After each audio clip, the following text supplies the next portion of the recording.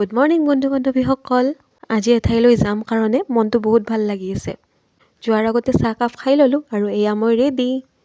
আজি আমি পিকনিক যাম বুলি ভাবিছোঁ আৰু এয়া আমাৰ গাড়ী আহি পালে। তাৰপিছত গাড়ীত উঠি আমি গ'লোঁ।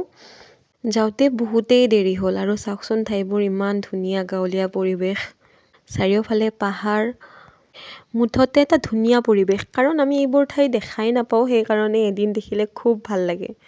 সেই ঠাইৰ বসতিবিলাক ইমান পাতল আৰু আমি যাব লাগিছিল ক'ৰবাত, কিন্তু দেৰি হোৱাৰ কাৰণে ক'ৰবাত আহিলোঁ। আমি যাব লাগিছিল ভূটান চকী, কিন্তু উপায় নাই, দেৰি হোৱাৰ কাৰণে দাৰাগাঁৱতে আহিছোঁ, কিন্তু উপায় নাই আৰু। অকণমান প্ৰথম মনটো বেয়া লাগিছিল, কিন্তু পিছত চব ঠিক হৈ গ'ল। তাৰপিছত আমি ব্ৰেকফাষ্ট কৰিলোঁ ব্ৰেড আৰু কণীৰে।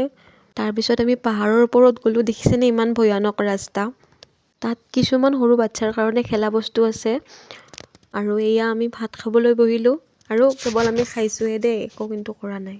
আমি বাচনখিনি ধুই দিম বুলি কৈছিলোঁ, কিন্তু তেওঁলোকে নিদিলে।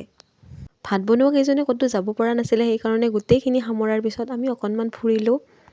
সেইখিনি সময় আৰু ইমান ধুনীয়া লাগিছিল মানে ঠাইখিনি, আৰু ইমান ধুনীয়া বতাহ মিলি আছে।